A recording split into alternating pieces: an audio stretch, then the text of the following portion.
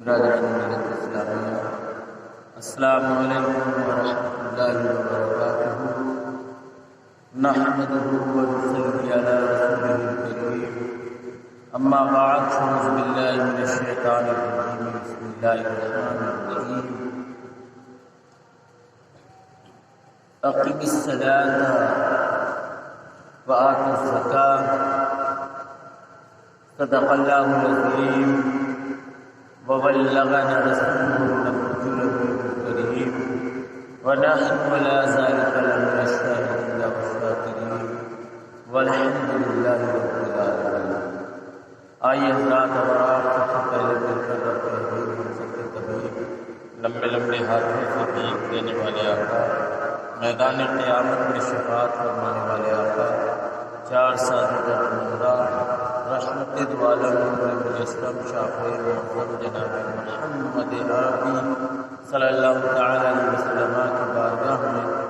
جھوم جھوم کر ہدیے درود پاک کا تحفہ نچھاور کر لیجیے اور بآواز بلند پڑھ لیجیے، اللہم صلی علی سیدنا و شفیعنا و مولانا محمد وعلی آلہ وصحبہ اجمعین۔ صلاۃ و سلام علیک سیدی یا رسول اللہ یا نبی اللہ یا حبیب اللہ۔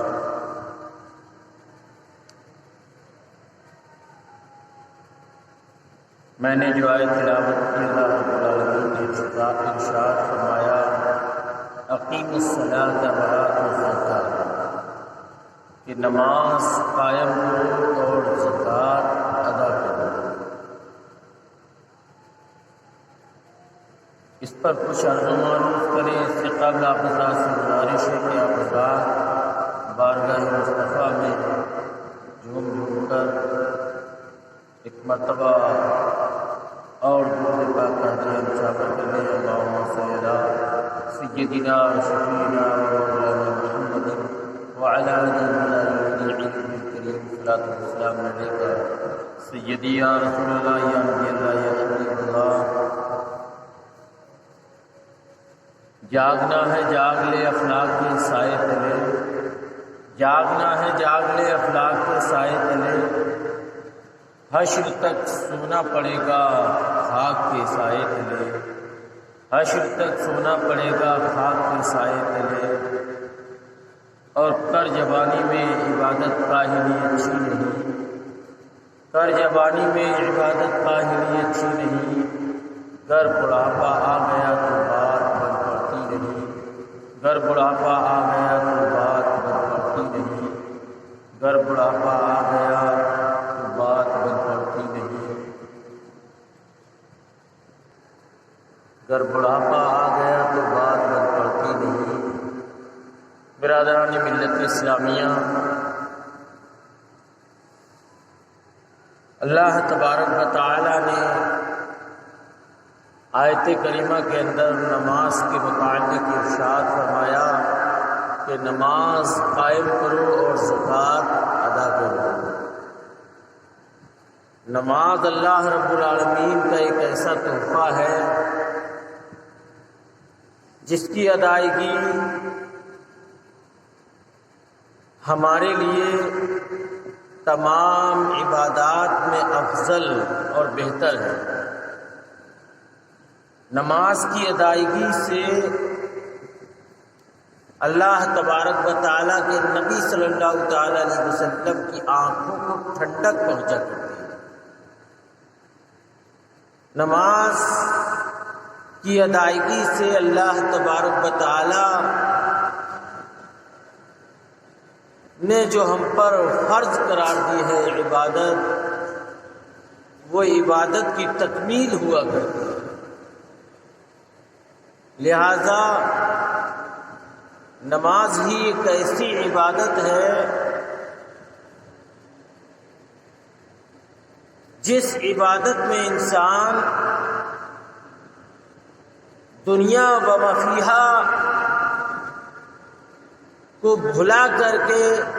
اپنے رب کی یاد میں نماز بندہ ادا کرتا ہے تو رب تبارک و تعالی اس کی عبادت اور اس کی نماز، اس کی بندگی میں وہ روحانیت پیدا کر دیتا ہے، وہ روحانیت پیدا کر دیتا ہے کہ بندے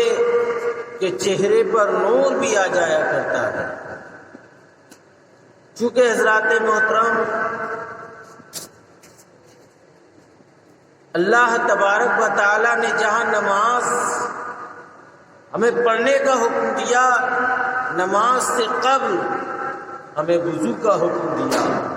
اور اس سے بھی قبل ہمیں غسل کا حکم دیا۔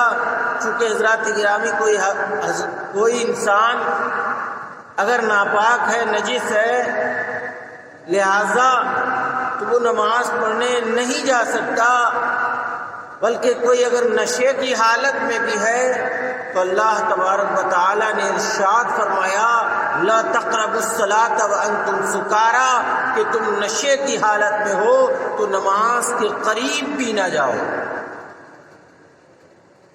تو حضرات گرامی اس سے معلوم یہ ہوا، اور اللہ تبارک و تعالی ایک جگہ پر ارشاد بھی فرماتا ہے ان الصلاۃ تنہی عن الفحشاء والمنکر، بے شک نماز بے حیائی اور بری باتوں سے روک دیا کرتی ہے۔ تو حضرات گرامی یہ ایک ایسی عبادت ہے جو گندگی سے نکال کر کے صفائی اور ستھرائی کی طرف لے جاتی ہے، انسان کو گامزن کر دیا کرتی ہے۔ نماز ہی ایک ایسی عبادت ہے جو گناہوں سے نکال کر کے، جو برائیوں سے نکال کر کے، جو فاحشات سے نکال کر کے، جو تمام تر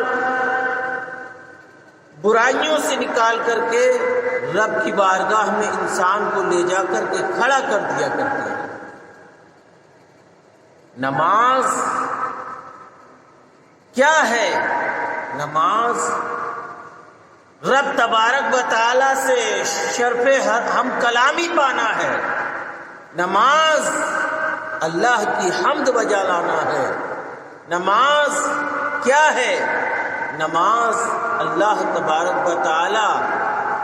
کو الرحمن الرحیم پکارنا ہے۔ نماز اللہ تبارک و تعالی کو مالک یوم الدین پکارنا ہے۔ نماز اللہ تبارک و تعالی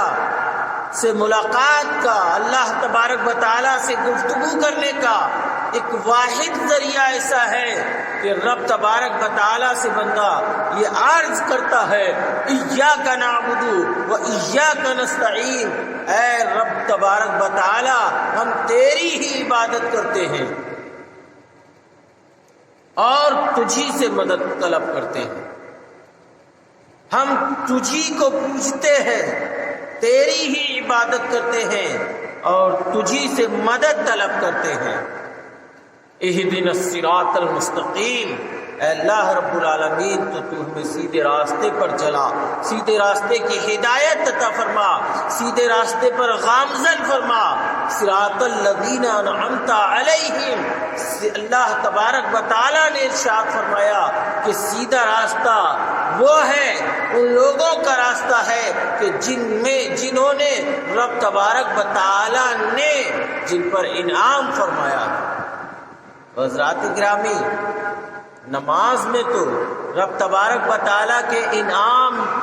یافتہ بندوں کا بھی ذکر ہے،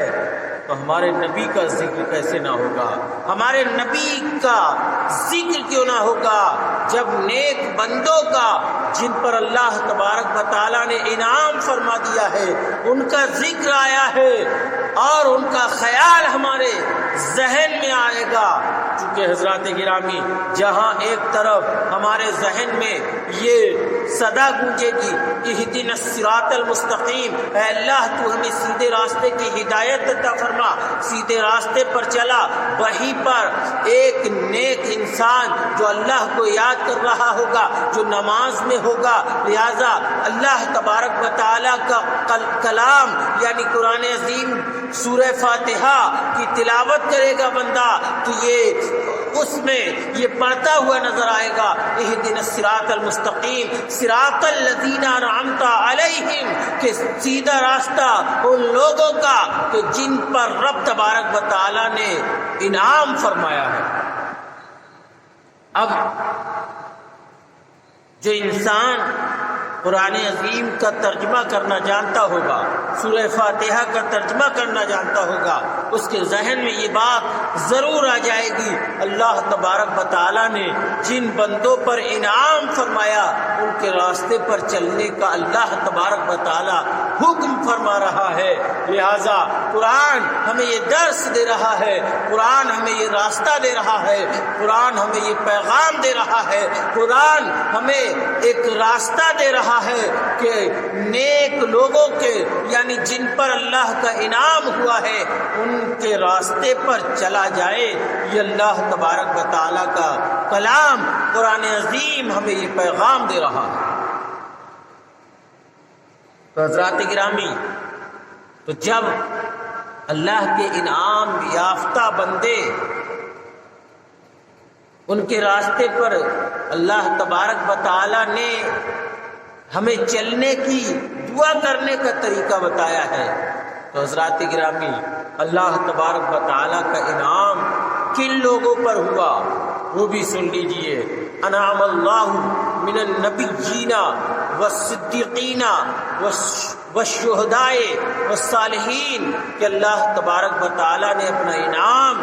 نبیوں پر فرمایا، صدیقین پر فرمایا، شہیدوں پر فرمایا اور نیک لوگوں پر فرمایا ہے۔ تو حضرات گرامی اللہ تبارک و تعالیٰ کا انعام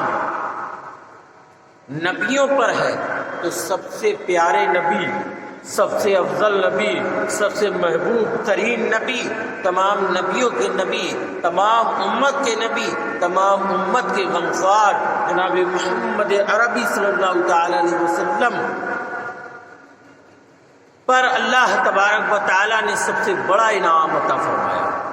لہذا آپ پر سب سے بڑا انعام عطا فرمایا، اور سب سے بڑا انعام یہ ہے کہ آپ کو اللہ تبارک و تعالیٰ نے تمام نبیوں کا سردار بنایا، اپنا محبوب بنایا، اور جو آپ کو امت عطا فرمائی ہے وہ امت بھی تمام امتوں میں بہتر ہے۔ تو حضرات گرامی اس سے معلوم یہ ہوا کہ اگر رب تبارک و تعالیٰ نے اپنے محبوب پر جو انعام فرمایا ہے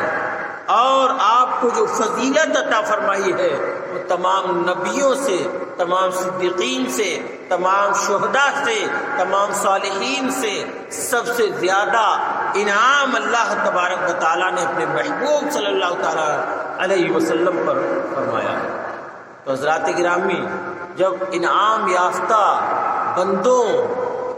کے راستے پر اور طریقے پر چلنے کا حکم آیا ہے، لہذا تو ہمیں چاہیے کہ ہمیں سب سے پہلے اللہ کے نبی جناب محمد عربی صلی اللہ تعالی علیہ وسلم کے طریقے کو اپنایا جائے، آپ کے راستے کو اپنایا جائے، آپ کی سنتوں کو اپنایا جائے۔ آپ نے جس طرح سے نماز پڑھی تھی لہذا اس طرح سے نماز پڑھی جائے، اور آپ نے نماز کو نہ چھوڑا تھا لہذا ہمیں بھی چاہیے کہ ہم نماز کو نہ چھوڑیں، بلکہ آپ کا طریقہ کار یہ تھا، آپ تو رات رات بھر عبادت کیا کرتے تھے۔ رب تبارک و تعالیٰ کا پیغام آیا، یا ایھا المزمل قم اللیل الا قلیلا، کہ اے محبوب پاک صلی اللہ تعالی علیہ وسلم، اے نبی پاک صلی اللہ تعالی علیہ وسلم، رب کی عبادت کرو، رات میں قیام کرو، لیکن کچھ کم کر دیجئے۔ آپ پوری رات قیام کرتے تھے۔ اللہ تبارک و تعالیٰ نے ارشاد فرمایا، اے محبوب پاک صلی اللہ تعالی علیہ وسلم، آپ قیام کرتے ہیں لہذا کچھ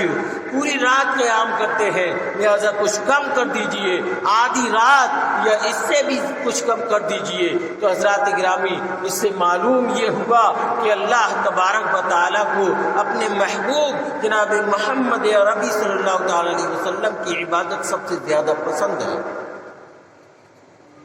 لہذا اللہ تبارک و تعالیٰ کے نبی کے نقش قدم پر چلے اور اللہ کی عبادت کرے، یعنی جو تمام عبادات میں افضل ہے، افضل العبادات کا خطاب جسے عطا فرمایا ہے یعنی نماز۔ لہذا اللہ کے نبی صلی اللہ تعالیٰ علیہ وسلم نے ارشاد فرمایا الصلاۃ معراج المومنین، نماز تو مومنوں کی معراج ہے، نماز مومنوں کے لیے معراج ہے۔ لہذا اللہ تبارک و تعالیٰ کے کیا کیا انعام ہیں، کیا کیا انعام ہے کہ نماز جیسا تحفہ عطا فرمایا۔ لہذا اگر صحیح معنی میں پاکی اور صفائی کے ساتھ اگر اللہ کی عبادت کر لی جائے، نماز ادا کر لی جائے، نماز پڑھ لی جائے، تو یقیناً مسلمانوں اللہ کا انعام ہم پر بھی نازل ہو جائے، اللہ تبارک و تعالیٰ کا انعام ہم پر بھی نازل ہو جائے گا۔ حضرات گرامی، معلوم یہ ہوا کہ اللہ تبارک و تعالیٰ نے اپنے نبی جناب محمد عربی صلی اللہ تعالیٰ علیہ وسلم کو ایک ایسا تحفہ آپ کی امت کے لیے عطا فرمایا جسے نماز کہا گیا ہے۔ لہذا اس نماز کو اگر پڑھیں گے تو یقیناً مسلمانوں اللہ تبارک و تعالیٰ کا قرب حاصل ہو جائے گا۔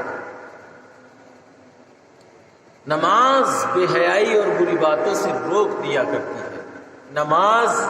بندے کو رب سے قریب کر دیا کرتی ہے، نماز بندے کو رب سے ملا دیا کرتی ہے، نماز بندے کو رب سے اتنا قریب کر دیا کرتی ہے، اتنا قریب کر دیا کرتی ہے، رب تبارک و تعالیٰ کو بندہ پکارتا ہے، عرض کرتا ہے سبحان ربی الاعلیٰ، سبحان ربی الاعلیٰ، پاکی ہے اے رب، تو میرا رب ہے، تو بہت عظیم ہے، تو بہت بلند ہے، تیری ذات بہت زیادہ بلند ہے۔ حضرات گرامی، رب تبارک و تعالیٰ کے احسانات کا ہم بدلہ تو نہیں چکا سکتے، رب تبارک و تعالیٰ کی کبریائی ہم بیان کما حقہ تو نہیں کر سکتے، رب تبارک و تعالیٰ کا ذکر کما حقہ نہیں کر سکتے، رب تبارک و تعالیٰ کی خشیت ہم کما حقہ اپنے دل میں غمزن نہیں کر سکتے، رب تبارک و تعالیٰ کو کما حقہ ہم نہیں پکار سکتے، لیکن رب تبارک و تعالیٰ نے نماز ایک ایسا تحفہ عطا فرما دیا کہ اسی نماز میں، نماز بندہ جب پڑھتا ہے تو رب کی تعریف بھی ہو جاتی ہے، رب کی نعمتوں کا ذکر بھی ہو جاتا ہے، رب کی عبادت کا بھی ذکر ہو جاتا ہے، رب کی کبریائی کا بھی ذکر ہو جاتا ہے، رب کی بلندی کا بھی ذکر ہو جاتا ہے، اور رب تبارک و تعالیٰ سے جو ہم مانگتے ہیں، جو طلب کرتے ہیں، لہذا اس کا بھی ذکر ہو جاتا ہے، رب تبارک و تعالیٰ سے محبت کا بھی ثبوت مل جایا کرتا ہے، کیونکہ حضرات گرامی جب بندہ عرض کرتا ہے، جب بندہ نماز کے لیے نیت کرتا ہے، اللہ اکبر کہہ کر کے رب تبارک و تعالیٰ کی کبریائی بیان کرتا ہے، تو یہ مان لیا جاتا ہے، یہ تسلیم کر لیا جاتا ہے کہ بندے نے یہ تسلیم کر لیا ہے، بندے نے یہ قبول کر لیا ہے کہ رب تبارک و تعالیٰ کی ذات تمام دنیا میں سب سے اعلیٰ ہے، سب سے بڑی ہے، لہذا بندہ اپنے رب کو سب سے بہتر مان رہا ہے، سب سے اعلیٰ مان رہا ہے، سب سے افضل مان رہا ہے، اور رب تبارک و تعالیٰ کی کبریائی اس انداز میں بیان کر رہا ہے کہ دنیا و ما فیہا کو پیچھے چھوڑ دیا۔ یعنی جب ہم نے تکبیر تحریمہ کہی تو اب کوئی دنیاوی بات بھی نہیں کر سکتے، دنیاوی کسی سے ملاقات بھی نہیں کر سکتے، اور اپنے موضع سجود کے علاوہ کسی دوسری طرف کو دیکھ بھی نہیں سکتے، لہذا اب ہم اگر دیکھیں گے تو یہ تصور کر کے کہ ہم رب تبارک و تعالیٰ کو دیکھ رہے ہیں، اگر یہ تصور نہیں ہو سکے تو یہ تصور ہمارے ذہن میں ہوگا کہ وہ رب جس کی ہم عبادت کر رہے ہیں وہ ہمیں دیکھ رہا ہے، جس کی ہم عبادت کر رہے ہیں وہ رب تبارک و تعالیٰ ہمیں دیکھ رہا ہے، وہ رب ہمیں ملاحظہ کر رہا ہے۔ لہذا اب ہمیں دنیا کی ضرورت نہیں ہے، دنیا کے مال و اسباب کی ضرورت نہیں ہے، دنیا کے تمام تر کاموں سے بری الذمہ ہو کر کے، دنیا کے تمام تر معاملات سے، دنیا کے تمام مسائل سے، دنیا کے تمام مصائب سے، دنیا کی تمام مصروفیات سے کنارہ کشی اختیار کرنے کے بعد میں ہم رب کی بارگاہ میں حاضر ہو گئے ہیں اور اپنے ہاتھوں کو اٹھا کر کے رب کی کبریائی بیان کر رہے ہیں اور یہ ثابت کر رہے ہیں، یہ واضح کر رہے ہیں کہ ہم رب تبارک و تعالیٰ کو اپنا مددگار مانتے ہیں، رب تبارک و تعالیٰ کی ہم عبادت کرتے ہیں اور رب تبارک و تعالیٰ سے ہی مدد مانگتے ہیں۔ حضرات گرامی،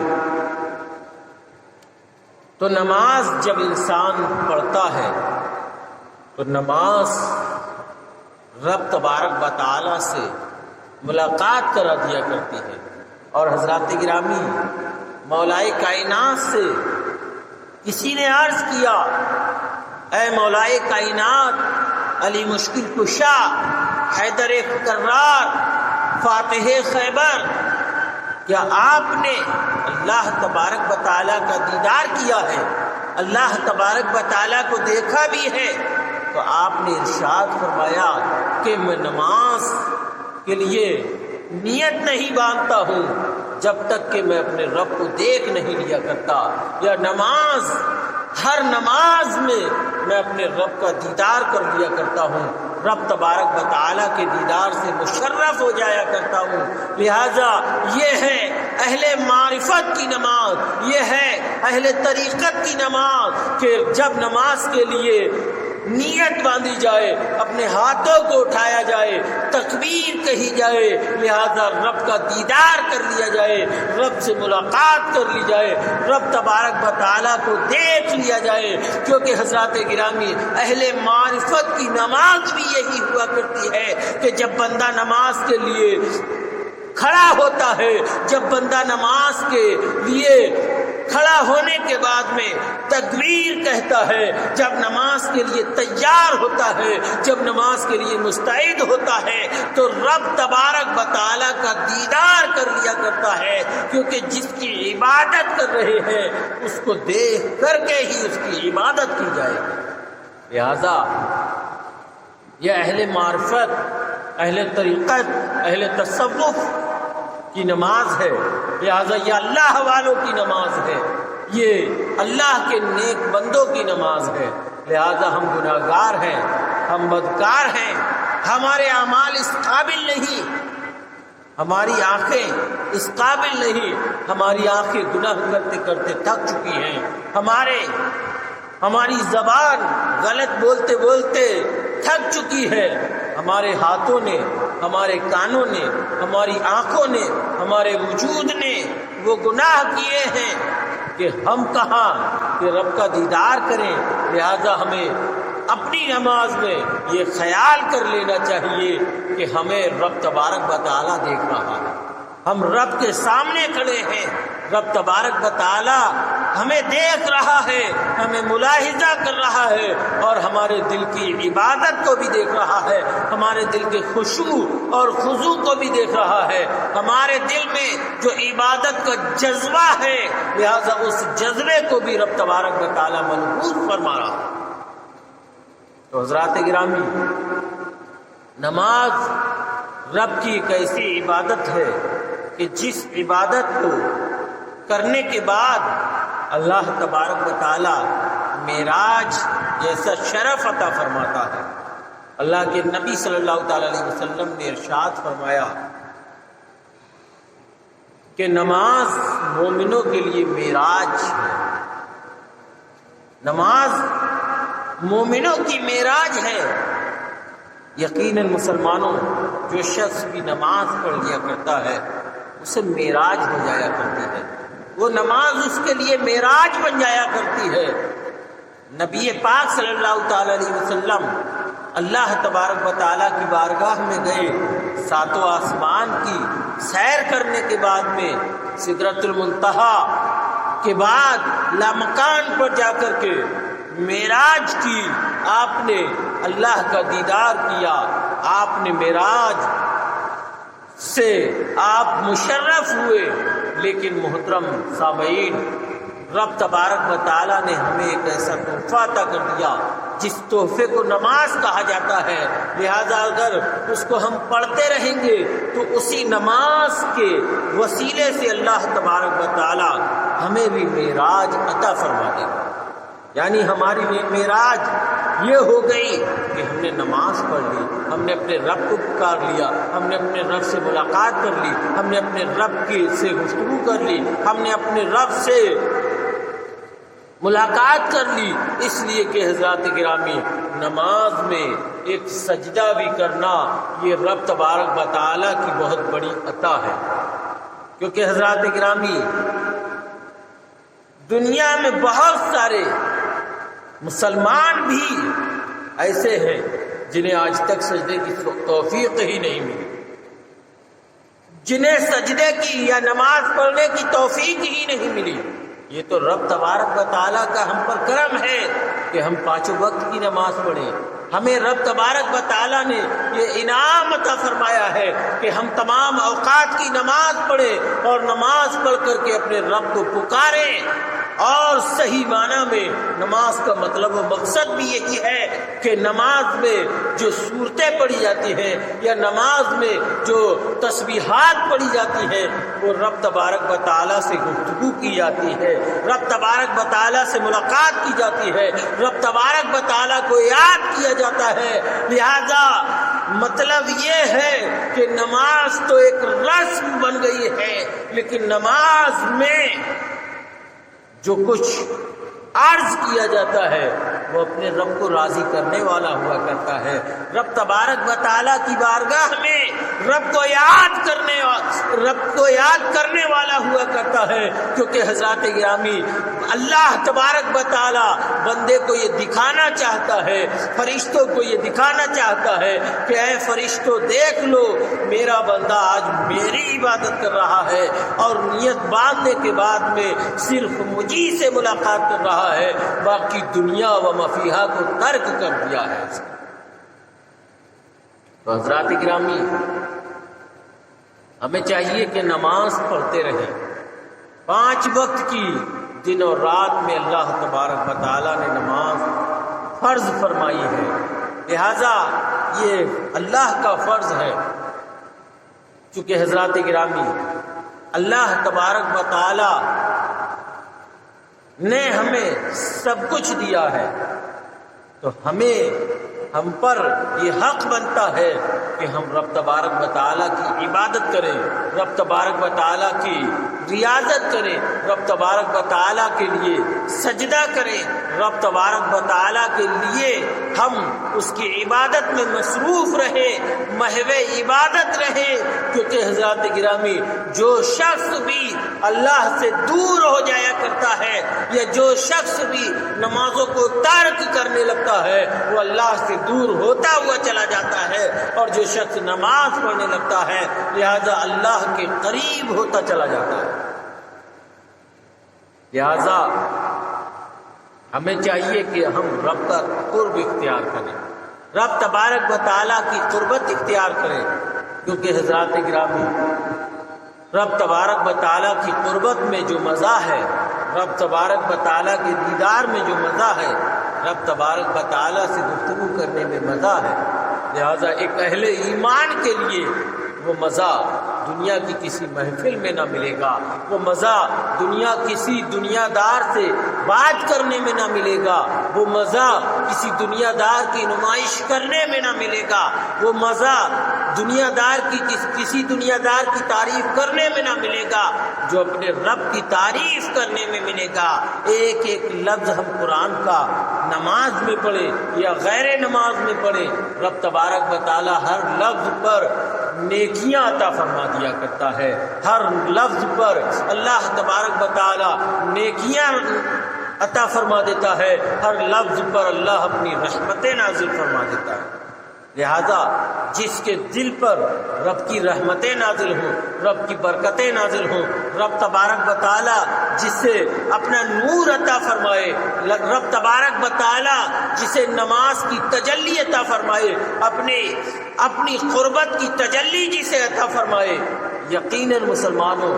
اس کا دل جگمگانے لگتا ہے، اس کا دل روشن ہو جایا کرتا ہے، اس کا وجود روشن ہو جایا کرتا ہے۔ اللہ کے نبی صلی اللہ تعالی علیہ وسلم نے ایک صحابی رسول سے پوچھا، اے صحابی رسول بتاؤ، کسی کے دروازے کے سامنے ایک نہر جاری ہو، لہذا دن میں اگر وہ 5 مرتبہ اگر اس نہر سے غسل کرے تو کیا اس کے بدن پر، اس کے جسم پر کوئی میل باقی رہ سکتا ہے؟ صحابی رسول صلی اللہ تعالی علیہ وسلم نے عرض کیا، یا رسول اللہ نہیں، کوئی بھی میل باقی نہیں رہے گا۔ اللہ کے نبی نے فرمایا، ٹھیک یہی مثال نماز پنجگانہ ادا کرنے والے کی ہے۔ جو شخص وضو کرنے کے بعد میں اگر نماز پنجگانہ پڑھے گا تو اس کے بدن پر کوئی میل باقی نہیں رہے گا، اس کے تمام گناہ جھڑ جائیں گے، اس کے تمام گناہ معاف کر دیے جائیں گے۔ ایک پتجھڑ کا موسم تھا، ایک درخت کے نیچے اللہ کے نبی صلی اللہ تعالی علیہ وسلم نے آپ نے ایک درخت کو دیکھا اور صحابی رسول سے پوچھا، اے میرے صحابی یہ بتاؤ، اس درخت کے تمام پتے جھڑ گئے ہیں، لہذا اللہ کے نبی صلی اللہ تعالی علیہ وسلم نے ارشاد فرمایا کہ جس طرح سے اس درخت کے تمام پتے جھڑ گئے ہیں، اسی طریقے سے جو شخص وضو کرنے کے بعد میں نماز پڑھتا ہے اس کے بھی تمام گناہ اسی پیڑ کے پتوں کی طرح جھڑ جایا کرتے ہیں۔ لہذا ہمیں اور آپ کو چاہیے کہ نماز پڑھیں۔ نماز پڑھنے سے اللہ کا فرض بھی ادا ہوتا ہے، جو ہم پر قرض ہے، لہذا اس سے بھی بری ذمہ ہوں گے، اور ہمارے گناہ بھی ایسے جھڑ جائیں گے جیسے کہ پیڑ سے پتے جھڑ جایا کرتے ہیں، ایسے جھڑ جائیں گے جیسے غسل کرنے سے بدن پر میل باقی نہیں رہتا ہے۔ اسی طریقے سے جب ہم رب کو یاد کریں گے، نماز پڑھیں گے، تو رب تبارک و تعالی ہمارے وجود کو پاک فرما دے گا۔ لہذا ہمیں چاہیے کہ نماز ادا کریں، رب تبارک و تعالیٰ کی عبادت کریں، رب تبارک و تعالیٰ کو یاد کریں اور نماز نہ چھوڑیں، کیونکہ حضرات گرامی اگر ہم نماز چھوڑیں گے تو ہماری اور رب کی دوری ہوتی چلی جائے گی، ہم رب سے بہت دور ہوتے چلے جائیں گے، ہم اپنے رب سے بہت دور ہو جائیں گے اور ہم گناہوں کے دلدل میں پھنس جائیں گے۔ اس لیے ہر وقت توبہ کرتے رہنا چاہیے، ہر وقت اپنی موت کو یاد رکھتے رہنا چاہیے، ہر وقت اپنے رب کو یاد کرتے رہنا چاہیے، ہر وقت اپنے رب کو پکارتے رہنا چاہیے، کیونکہ رب تبارک و تعالیٰ کو جب بندہ پکارتا ہے، رب تبارک و تعالیٰ کو بندہ عرض کرتا ہے، اے میرے رب، تو رب تبارک و تعالیٰ ارشاد فرماتا ہے، بول میرے بندے، اے میرے بندے، تو کیا کہنا چاہتا ہے، تو کیا مانگنا چاہتا ہے، تو کیا طلب کرنا چاہتا ہے، تو کیا مجھ سے کیا حاصل کرنا چاہتا ہے، تو مانگ، میں دینے کے لیے تیار ہوں، تو زبان تو کھول، میں تجھے دینے کے لیے تیار ہوں۔ اگر بخشش مانگتا ہے میں تیرے گناہوں کو بخش دوں گا، تو رزق مانگتا ہے میں تیرے رزق میں کشادگی عطا فرما دوں گا، تو اگر کوئی بھی نعمت مانگے گا میں تجھے عطا فرما دوں گا، تو جو مانگنا چاہتا ہے مجھ سے مانگ، تو میرا بندہ ہے، میں تیرا رب ہوں، تو مجھے رب کہہ کر کے پکار، میں تجھے بندہ کہہ کر کے پکاروں گا۔ تو حضرات گرامی، رب کی رحمتیں، رب کی نعمتیں ہمیں بہت آواز دے رہی ہیں، اور ہم یقیناً اگر رب کے قریب ہونا چاہیں تو رب تبارک و تعالیٰ ایک دم اتنا قریب کر لے گا، اتنا قریب کر لے گا کہ ہم دیکھتے رہ جائیں گے، دنیا دیکھتی رہ جائے گی، کیونکہ رب تبارک و تعالیٰ کی بارگاہ وہ بارگاہ ہے جب بندہ اور اس کے اعمال رب کی بارگاہ میں قبول ہونے لگتے ہیں تو رب تبارک و تعالی اسے اپنا قرب عطا فرما دیتا ہے، اور اتنا قرب عطا فرماتا ہے اس کی زبان میں تاثیر عطا فرما دیا کرتا ہے، اس کی آنکھوں میں نور ایمان عطا فرما دیا کرتا ہے، اس کے کانوں کو رب تبارک و تعالی کا ذکر اچھا لگنے لگتا ہے۔ حضرات گرامی، آخری بات آپ حضرات کو اور بتاؤں، پھر اس کے بعد اپنی گفتگو کو ختم کر دوں گا۔ حضرات گرامی، جسے رب تبارک و تعالی کا ذکر دل سے سننا اچھا لگنے لگے، رب تبارک و تعالی کا ذکر دل کو گوارا آنے لگے، یعنی بندہ یہ چاہے کہ رب کا ذکر خود اپنی زبان سے بھی کرے اور کوئی دوسرا کرتا ہو تو رب کا ذکر، اپنے مالک کا ذکر، اپنے خالق حقیقی کا ذکر اپنے دل سے سننے کے لیے تیار رہے، اور اس کا دل اس کو تسلیم کرے، اس کا دل اس کو قبول کرے، تو سمجھ لینا چاہیے کہ اسے رب سے محبت ہو گئی ہے، اور جس کا دل اس کے رب کے ذکر کو سننا گوارا نہ کرے، اس کے رب کے ذکر کو کرنا گوارا نہ کرے، لہذا اسے چاہیے کہ وہ اپنے دل کی تلاشی لے، کہیں ایسا تو نہیں اس کے رب سے اس کا دل پھر گیا ہے۔ لہذا اس لیے ہمیں چاہیے کہ ہم اپنے رب کو اپنے دل کی یادوں سے وابستہ رکھیں، اپنے رب کے ذکر کو اپنے دل کے نور کے ساتھ سماعت کریں، کیونکہ حضرات گرامی، جس کا دل رب کی یاد میں نہیں لگتا، یقیناً مسلمانوں اس کا ایمان بھی خطرے میں پڑ جایا کرتا ہے۔ اس لیے حضرات گرامی، ہمیں اپنے رب کا ذکر دل سے کرنا اور سننا چاہیے، اور نماز جب پڑھے تو نماز میں بھی دل لگانا چاہیے، کیونکہ حضرات گرامی نماز میں بھی رب کا ذکر کیا جاتا ہے۔ لہذا وما علینا الا البلاغ۔ السلام علیکم ورحمۃ اللہ وبرکاتہ۔